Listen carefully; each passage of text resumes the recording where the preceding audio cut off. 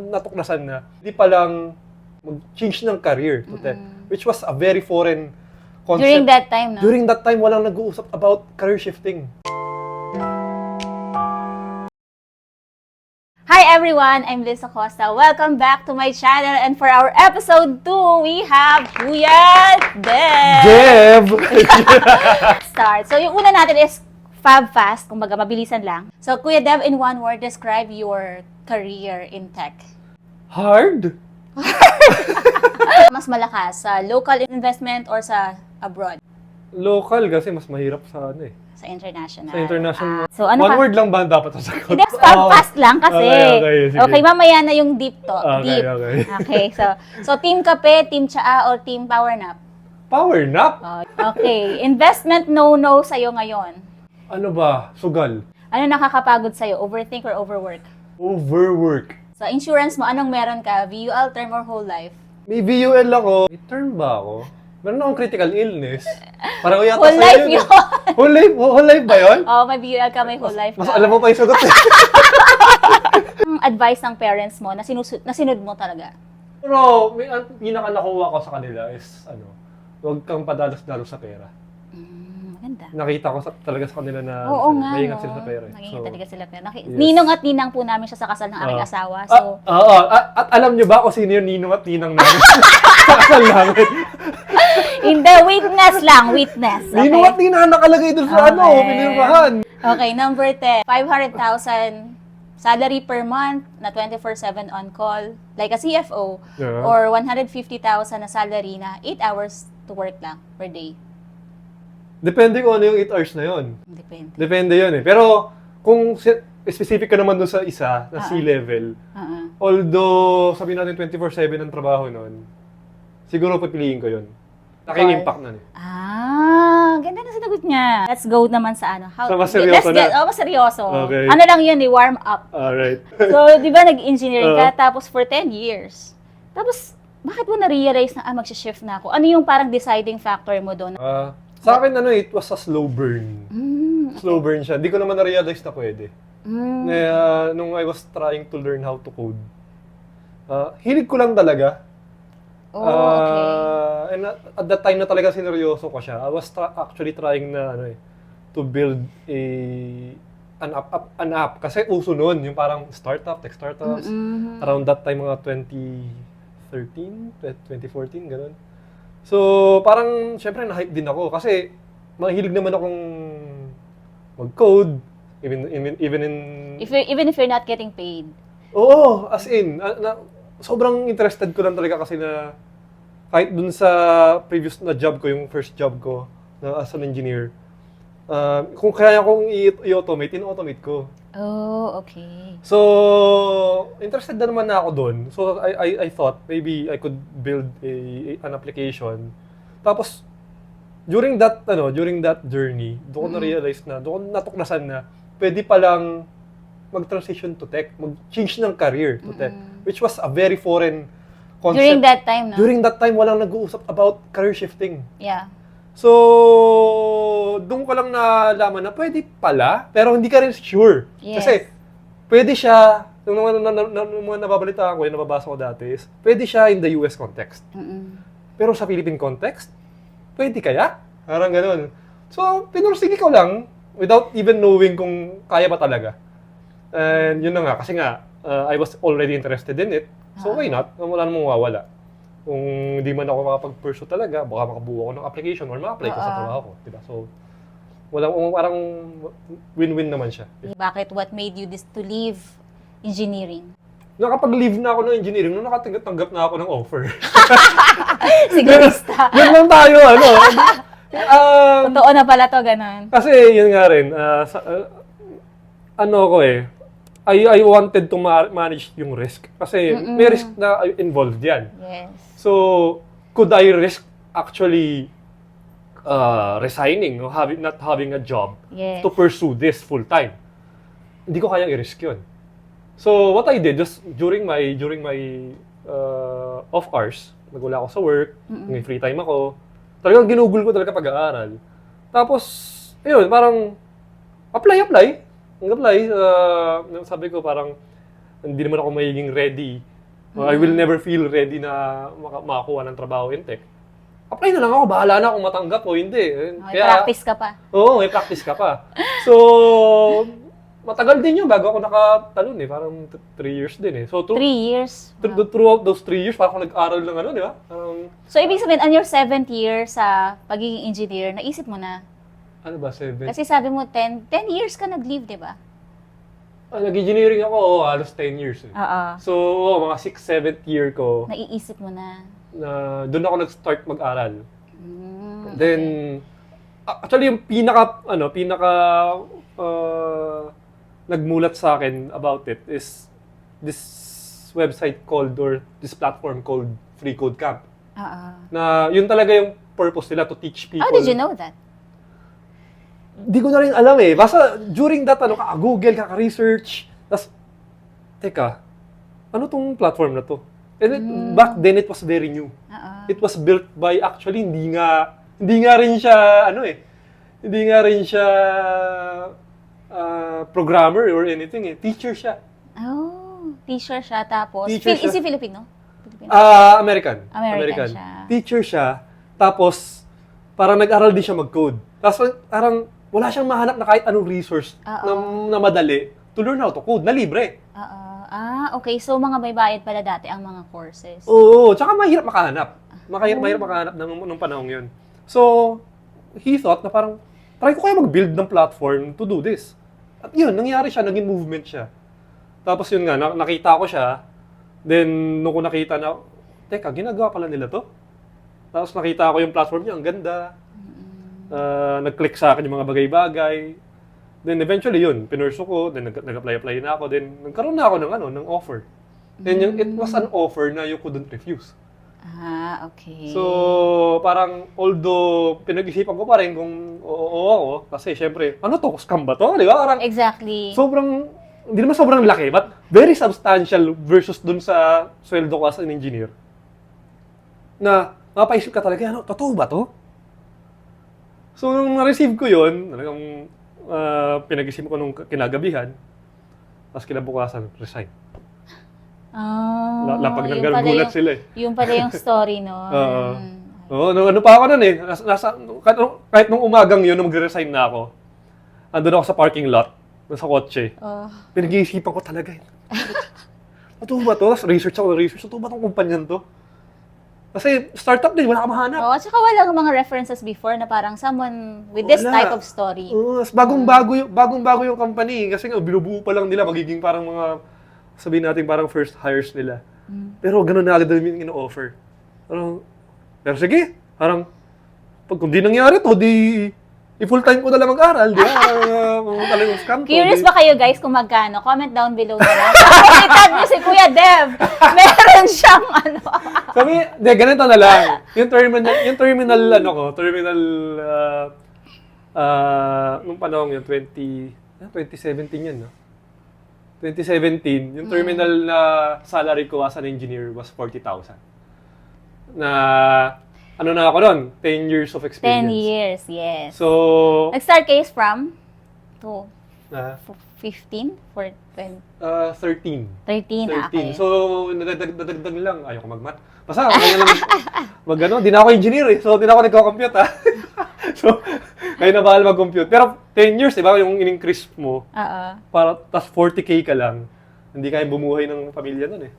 Diba? Ano sa palagay mo yung parang, sa mga nag-iisip na mag-shift to career na tech, diba? Engineer to tech or teaching to tech, ano yung mga common struggles na kailangan, you have to prepare for it. Halimbawa, time. Anything na parang sabi mo, okay, you have to prepare for these things. Ano yung mga ganun? Mga struggles na nag-shift ka? I-expect mo na yung maraming rejection. Rejections. Okay. Rejections talaga, sobrang dami. Lalo na ngayon. Actually, kahit before, kasi, anong nangyari yung stages nung career shifters dito sa Philippines, is parang, hindi naman kami yung naging pioneer. Parang kami yung, sabihin natin, nagpaingay. Okay. Lalo na nag-create kami ng community about ng career shifters. Talagang naging mission namin na maging aware yung mga tao na kayang gawin to. So, parang nagkaroon ng wave, hindi lang sa Pilipinas. Nagkataon lang na pati rin sa Pilipinas nangyari yun. Pero globally, nagkaroon ng wave ng career shifters. na nagsulputan yung mga bootcamps. At yung mga companies, they were willing to hire specifically mga career shifters. At talagang ang laki ng demand nung panahong yon, from 2015 onwards hanggang siguro mag-pandemic. Actually, beyond pandemic pa. Lalo na pandemic, akala ng mga tao. Actually, halos lahat yata, I think nag-boom talaga yung sobra. industry ng ano. Nagkaroon na, nung panahon namin, ang hirap. Tapos biglang, sabi natin, relatively dumali, no, quote-unquote, dumali, mag-transition into tech. Tapos ngayon bumabalik, na mahirap na uli.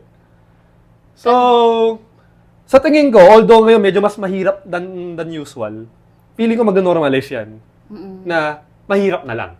Okay. Mahirap na lang. And ang sabi ko talaga, huwag niyong iisipin na madali siya kasi maraming papasok dito. Hindi, kaya yan. Type lang yan eh. Maaral yan. Nasa internet, nasa YouTube lang. Expect the hard. I-expect nyo na mahirap siya. Kasi pagka iniisip nyo madali, tapos dumating yung hirap, doon na na-detest yung resolve ng tao eh na, ay teka, sabi nila ganito eh. Sisihin na ngayon yung bootcamp, sisihin na ngayon yung... Ako minsan sinisisi rin ako eh. Natatag ka ba? Never ko naman sinabing madali. Pero siguro dahil sa way of I'm trying to tell people na To kaya encourage siya. them. To encourage people. Akala nila madali na. Pero hindi. Mahirap talaga siya. So, i-expect nyo na agad yun from the get-go. Para mayanda nyo na yung sarili nyo na okay, I will get rejected pagka try ko to. Pero, continuous journey siya. So, yeah, but yung transition also, I just want to parang remind the people. Kasi when you transition a career, di ba parang pagkakaroon ka ng double job. Kasi parang nag-aaral ka, nagtatrabaho ka. Yes. So, I guess that's another thing. Oo. Tama ba? Actually, may mga gumawa rin na talagang leap of faith. Oh, okay. Nag-resign to Wow. do this full time. Pero wag niyong gagawin yung again, i-manage niyo yung risk niyo. Wag niyong gagawin yon kung kunwari wala kayong ipon. No, at least man lang 1 year, 2 years ng ipon to weather the journey. Si kapatid ko, nag-resign Rico? yun. Talaga? Nag-resign yun. Tapos 1 year siya nag-aaral. Sinasabihan ko na nga siya Mag-apply pa lang, na siya. parang 6 months pa lang siya nag-aaral. Mag-ano ka na, hindi ba daw siya ready? Pero sabi ko, okay lang. Pero gusto niya parang, talagang pagka nag-interview na siya, kaya niya na sagutin eh. Okay lang naman. Pero, ayun nga, nag-ipon talaga siya ng pera to be able to do that. At saka, yun nga, privileged din kami kasi nakatira kami noon sa bahay ng magulang ko. So, may support din nung parents na if ever whatever happens, andyan yung mga magulang namin. So, depende rin sa inyo, di ba? I-manage nyo yung risk nyo. Yeah. Most specifically, financial risk. Kung di nyo kaya, pagsabayin nyo, di trabaho, sacrifice nyo yung nights nyo tsaka weekends nyo. Yes, entertainments and dates. Oo, yung Sacrifice. Netflix nyo, tanggalin nyo na yan. Ganon. Magiging talaga, may mga sacrifice kayong kailangan gawin. Yeah. There was time in his life talaga na hindi mo siya mayayaya. Hindi talaga. So, Tinigil ko talaga yun. So, hindi mo talaga, kami lang yung nandun sa namin, sa mga friends namin, tapos siya wala siya. Andito yung asawa ko, yung ex ko before her, naging, namin siya, naging parang discussion or argument. Kasi wala akong oras, pati siya sinasacrifice ko. Yan. Ayun. So, nakaka-sacrifice siya ng relationship, ng time, mental health. Naisip mo ba, ba't ko ba ito ginagawa? Mental health? Yun naman, siguro, yun na naman na maswerte ako kasi gusto ko talaga siya. Na kahit napupuyat ako, wala akong tulog, Yeah, sabagay. okay lang sa akin. Naiinis ako na may trabaho ako. Abala yung trabaho. Oo, abala siya Ganun talaga siya. pag feeling mo yung gusto mo yung ginagawa mo. Abala yung Oo, trabaho. kaya yun na lang din, dun sa, banggitin ko na yung kumpanya, Meralco. Nagkatrabaho kami noon. Isa pa lang naman yung follower ko. Okay lang yan. Alam naman nila, nasa LinkedIn ko naman. Pero, during that time, na gamay ko na yung trabaho, na kaya ko siyang gawin kahit nakapikit. So, ano ko siya parang, sineset ko yung araw ko na parang, okay, may time ako for this. Ito lang gagawin ko, yung trabaho ko. The rest of the time, aaral ako. Sinisingit ko, may dala akong personal laptop. Tapos doon ako nag-aaral. I see. So, bayad yung... Habang nag-aaral ako, binabayaran ako ng kumpanya. Sorry, guys. Nagawa naman niya yung Yun na nga eh. output-based naman kasi ang mga engineer. Di ba? Ang mahalaga, yung trabaho mo gawa. Tapos, tapos. huwag mo hindi mo nilineglect. Masama na yung pag ninineglect mo yung trabaho mo. Ano lang ako, siguro parang, okay, maswerte ulit ako. Kasi may kapusina akong gano'n naman. Inaaral naman niya Photoshop. Pero, siya minamata siya. Talaga ba? Oo. Photoshop yan. Malamang may sinasabi din sa akin. Hindi mo. Hindi ko na naririnig. Malamang nasabi yan. Ano ka lang. Pero, For sure. Oo, most probably. Ang ano naman kasi ng coding, kasi na-apply siya sa trabaho eh. So, kung ano man yung naaaral ko doon, na-apply ko din naman. Okay. So, okay lang din sa kanila. Yeah, Siguro. It makes Hindi ko na naririnig. Oo. Siyempre. Oo. So, ka namang malaman. Kumbaga, yung sa mga para sa mga tao na parang they're thinking about, parang checking options kung anong career ang gusto nila. And one of their options is pagtatrabaho sa tech. Ano sa palagay mo yung 3 skills na naging advantage mo? Or kahit traits as a person na parang kaya ka napunta sa tech? Kailangan gwapo ka. Na-joke lang. Face value! Oo, face card yan. Oh! Yes mo? Parang hindi nag-agree. Kanina pa iling ng iling. Binavalidate ko. Hindi to totoo. Sige, magbigay ka, Kuya Dev, ng 3. Hindi daw kasama yung face value. Actually, same din nung kay Elvia. No? Nangopya, no? Copy-paste! Kailangan yung thirst for, iniba ko naman wow! Thirst for knowledge. Yung, yung curiosity mo, no? Curious ka sa lahat ng bagay. Parang kasi hindi mo naman siya masisimulan, di ba? Nagko-code ka. Hindi mo naman, wala kang intention to find a new job. You just want to, parang curious ka on how this works. May natural curiosity. Okay. Curiosity ka. Dito, kasi sa tech, ang bilis ng tech, di ba? Yeah. Sobrang bilis niya. Yung alam mo ngayon, parang months later, baka obsolete na. Lalo na with the advent of AI. Yes. Marami sa mga alam natin, ang bilis mawala. Actually. Ang bilis maglabas ng bagong version ng mga gamit natin tools. So, mabilis ka ma-obsolete kung hindi ka lifelong learner. Kung hindi ka constantly learning. Hindi naman kailangan na yung parang dive deep into, may bago lumabas sa technology. Ay, aralin ko to for one whole month. Hindi ganon. Hindi naman ganon. More on familiarity. Okay, may lumabas this is how it works. May bagong tool. Anong ginagawa nito? Okay. Okay, so aware ako na may ganitong tool. Ganun ang approach ko sa kanya. Is may bagong tool, titingnan ko para saan siya, what problem does it solve? Okay, gets ko na.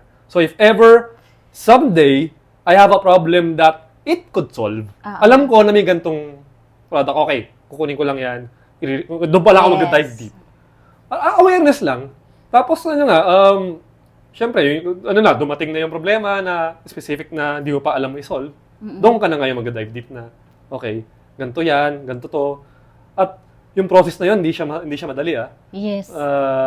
Pinadali siya ng AI, sort of. Pero, it's still research. No? Matindihang research. At pagka hindi ka mahilig sa ganun, mahirapan ka rito. Yung feeling mo talagang, kung ano yung alam ko, yung ano bang natin sa engineering, yung V equals IR, ulit-ulit lang. Di nagbabago yun. Mula nung nagkaroon ng electrical engineering hanggang ngayon, yun pa rin yung... natural lang talaga. Oo, hindi nagbabago. Ganun ang trabaho ang gusto mo, sa engineering ka. Pero pagka gusto mo ng medyo fast-paced, pabago-bago yung mga bagay-bagay, dito sa tech, maganda yan. So, isang pa lang yun. Isa pa lang. Isang trait pa lang yun. Pangalawa, ito, common misconception sa mga developer na kailangan lang marunong ka mag-code. Yun lang yung focus mo. Hindi ka mag-grow dito kung yun lang yung alam mo. Kailangan marunong ka makipag-usap sa mga tao. Marunong ka makipag-communicate. Ang tawag nila dyan, parang you know how to integrate. Kasi, ano ka lang parang, kumbaga sa organization, usually, kayo yung service provider. Yes. So, kung hindi man may client ka na external, may client ka internally. Sa mga startup, kunwari sa Facebook, di ba? Yeah. Yung client mo, usually, yung product manager, baka nga diretso ka, CEO, CTO, di ba? So, yung communication, ganyan. Mahalaga yun, lalo na sa mga non-tech. Kasi yung misconception is, okay, dapat tech ka lang. Yung mga introvert Oo, ako, parang- dapat di ako makipag-usap. Oo. Pag ganun ka, you are limiting your Pwede naman, yung mga ganun naman talaga, but generally, you're limiting your growth as a developer. Kung hanggang dito ka lang. Kaya rin naman ako siguro parang ewan ko, tuwa sa akin yung mga nagiging employer ko is I know how to communicate with them. To communicate kunwari sa design team. Anong alam nila sa ginagawa ko, di ba? So I try to communicate na parang mahirap tong gawin. Yung design mo mahirap kasi ganito. Na in a way na ma-absorb nila, maintindihan nila, mag-a-agree sila. Kasi kung hindi nila naiintindihan, hindi sila mag-a-agree. Yes. Mag-aaway kayo, di ba? So, you have to empathize with them na, okay, alam ko maganda yung design na yan, sobrang mind-blowing yung design na yan, pero in reality, pag in-implement natin to, medyo mahirap.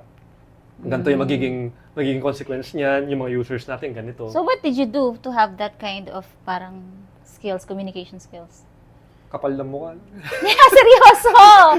Kasi as a tech na introvert, what can you say to them? Parang, ano ba, join organization? Ano ba, magbasa? Go out? Ano ba? Ano ba yung sa palagay yung that work for you? Party. Hindi, joke lang.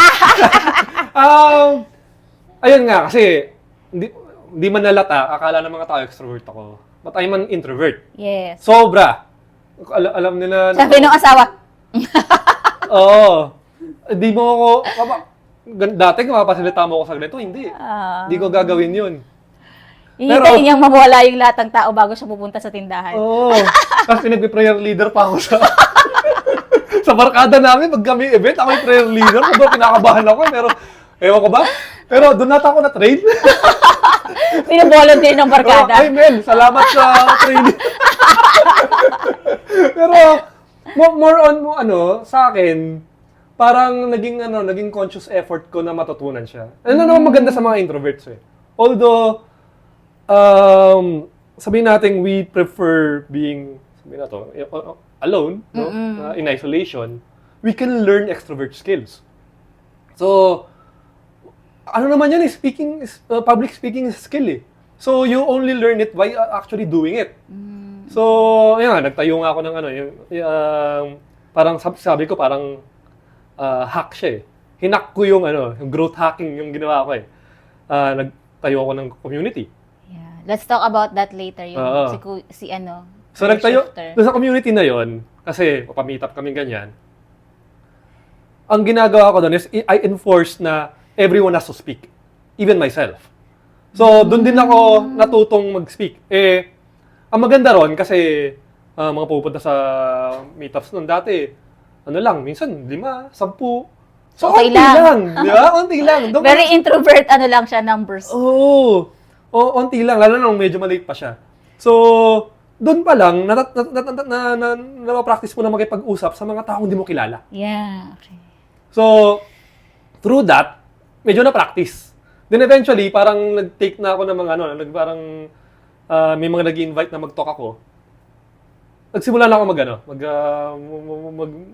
tumanggap ng mga invitation na yun na magsalita in front of people. Kasi medyo, kahit paano, medyo may confidence na. And eventually, doon ko nahasa. Then, yung pangalawa is Kuya Dev. Yeah. I remember nagla-live ka before. May work ka na ba nun? Wala pa, di ba? Nagla-live ako. Alam ko nasa tech na yata ako nun. Nasa tech ka na ba nun? May inaaral. Gusto kong aralin na something Tapos, ni-live ko on Twitch. Okay. Tapos yun, in English. Because you want to learn your, Pinorse ko yung sarili ko okay. na mag-English. So habang you're putting yourself on the spot talaga, so you have no choice. Parang wala ka talagang wala kang kahit anong takas. Alam mo Tagalog ka sa... Wala kang takas. audience. Oo. Actually, pwede ka naman mag-Tagalog. Pinorse ko lang sarili ko na mag-English. Then eventually, may mga pumapasok na, maganda sa Twitch. May mga pumapasok na mga foreigners. Sobrang supportive nila. Talaga. Oo. And then, they don't care kung mali yung grammar mo. They And focus, your accent, yeah. they focus on the thing that you're doing. Yeah. Na sobrang kabaliktaran ng mga Pilipino. Pag Pilipino yung nag-English ka sa mga Pinoy, tapos mali-mali ka, ay punong-puna ka. For you to go viral, you have to parang to talk in parang wrong grammar. Maraming ko-correct sa'yo. Sobrang pero sila wala silang pakialam. More on the content or ano ba yung ginagawa mo. Sobrang curious nila. Tapos tinutulungan ka nila kung may mali kang ginagawa dun sa code mo. Nice, no? Ang galing ng community. Sobrang dun ako, nagulat ako dun sa kasi syempre kinakabahan ka. English ako and everything. Yung audience, sobrang supportive. I didn't know that. Something to learn about. Sinasabi ko nga sa mga tao, yan, pag gusto nyo mag-aral mag-English, mag-ganon kayo, mag-Twitch kayo. Or basta lagay nyo sarili nyo sa isang sitwasyon na wala kayong choice. Mapo-force ka lang talaga. Force ka talaga. Nice. Yung last. Yung ginrote hack ko siya. Ano yung last? Na? Last na skill. Meron pa ba?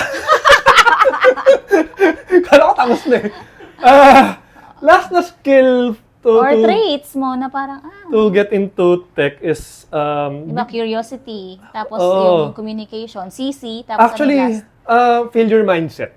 Failure mindset. Kasi sanay tayo sa university, sa academe, na bawal magkamali eh. Di ba? Right minus wrong pa nga eh, di ba? Mga bagay-bagay. So, na-train tayo na there's something wrong with making mistakes. Failing or making mistakes. Yes. Sa programming, lalo na, you're always going to make mistakes. Yung first attempt mo, hindi yan gagana. Sobrang bihira mangyari nun. So, kung madali kang ma-frustrate sa pagkakamali, mahirapan ka rito kasi lagi kang magkakamali. So, ang sabi ko sa mga tao is to have that iterative approach to things, to problem solving. Try mo muna, okay, nagkamali.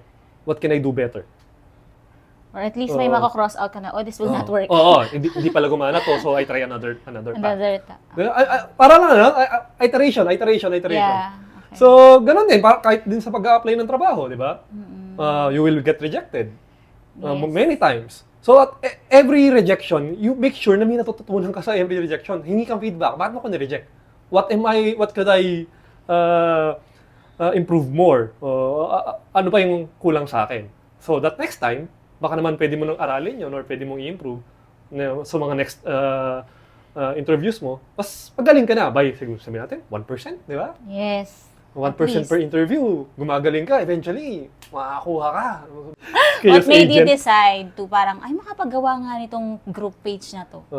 Wala kasi akong kaibigan. Kaya ba? Hindi ka na ba natuwa sa mga kaibigan nila? Ito sila. Andito yung isa sa mga kaibigan niyang matagal na. Wala yung mga kaibigan ko. Hindi kasi, yung mga kaibigan ko tumatanda na. Gusto mo na ng young energy. Hindi, yun nga.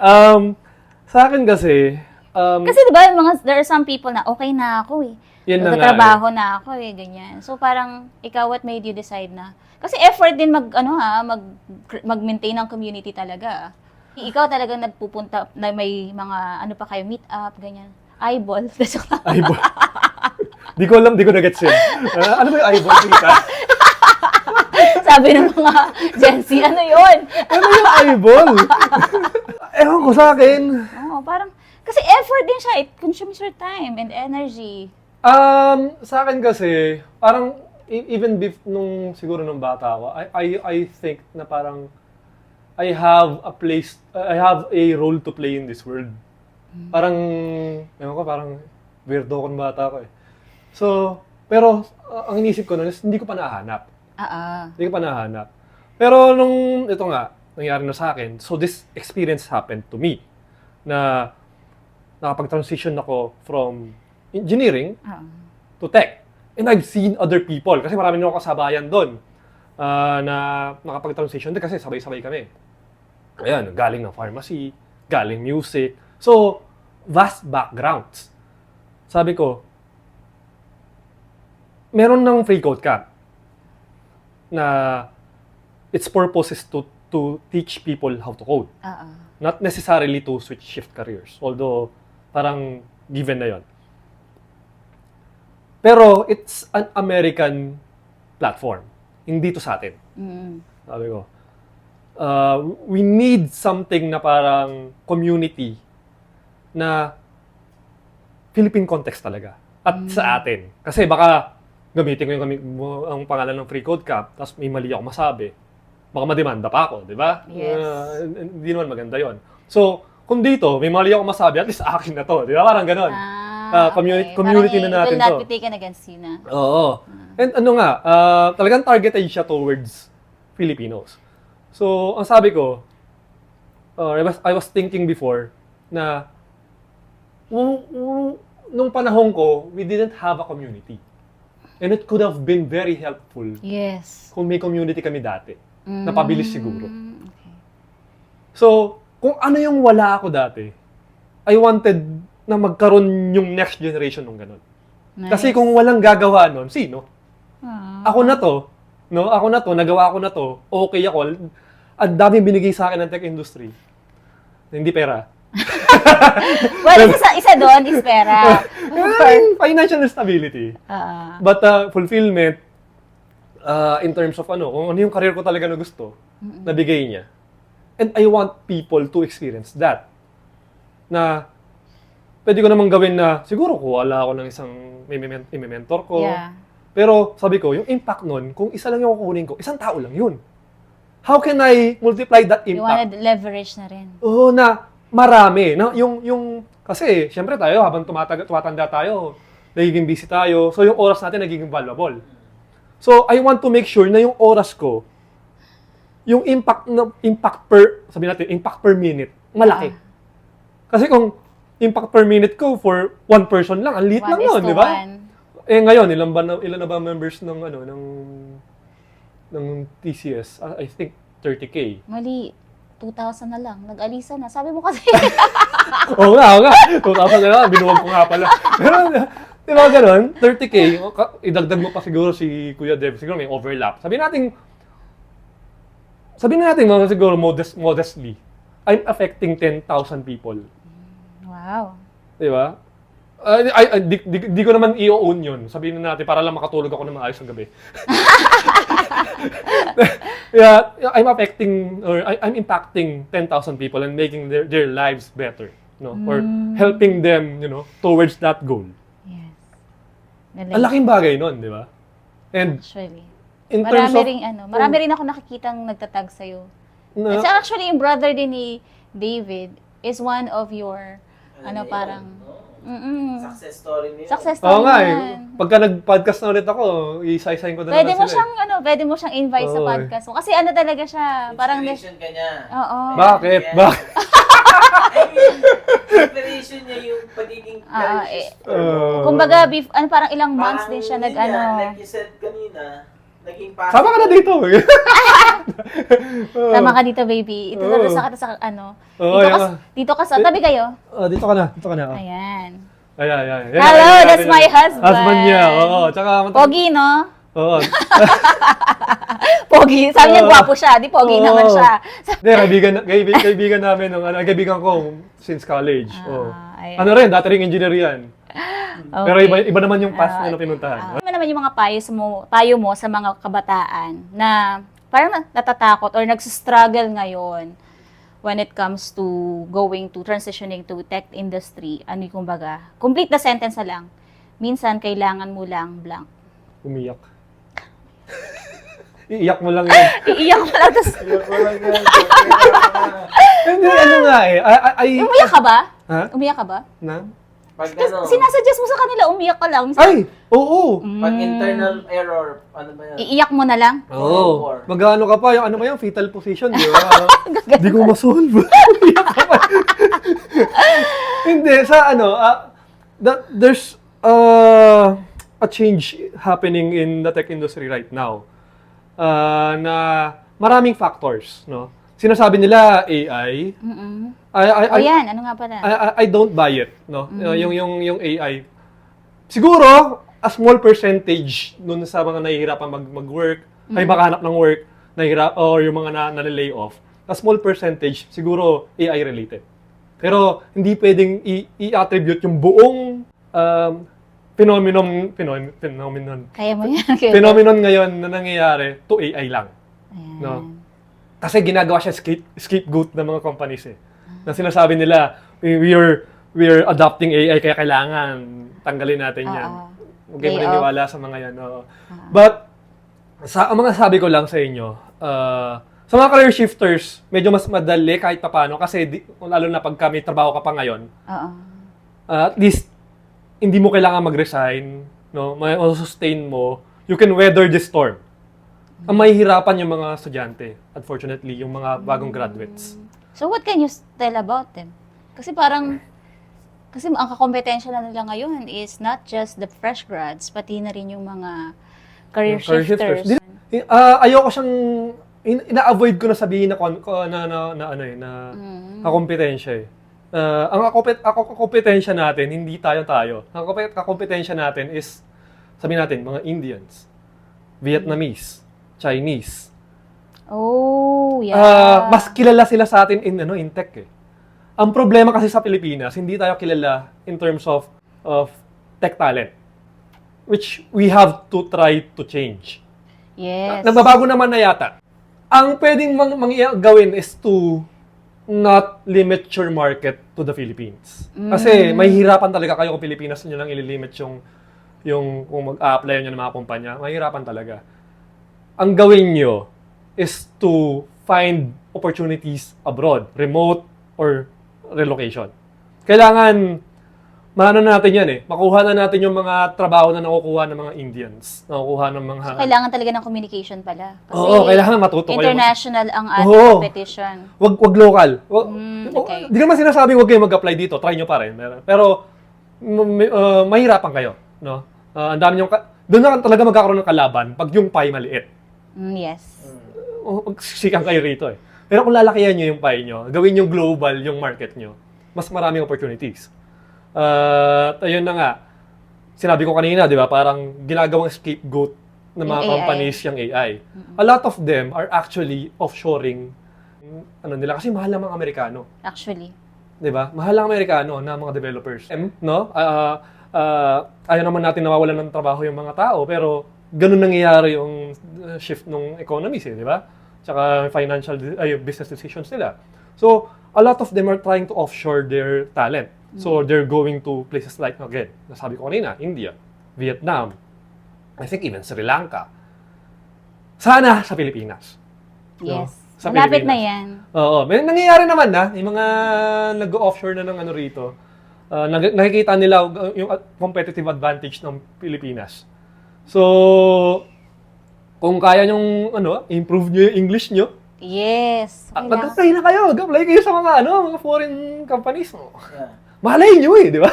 My brother is working in Netherlands, siya. Yes. Nasa Netherlands na ba siya ngayon? Hindi, Netherlands yung company. Hindi siya Remotely rin. Oo. remotely, pero Netherlands yung company. Yun. Ako rin, Australia yung employer ko. At, ngayon ko lang i-announce dito. Kailan mo ba ipopost to? Sige, announce mo na. Hindi. I was, as a Filipino, no? Akala natin parang, lang tayo. Pinoy lang tayo, no? But, na-promote ako just recently as head of engineering of our company. Congratulations, Kuya Deb! Malilibro siya! Engineering pa rin pala.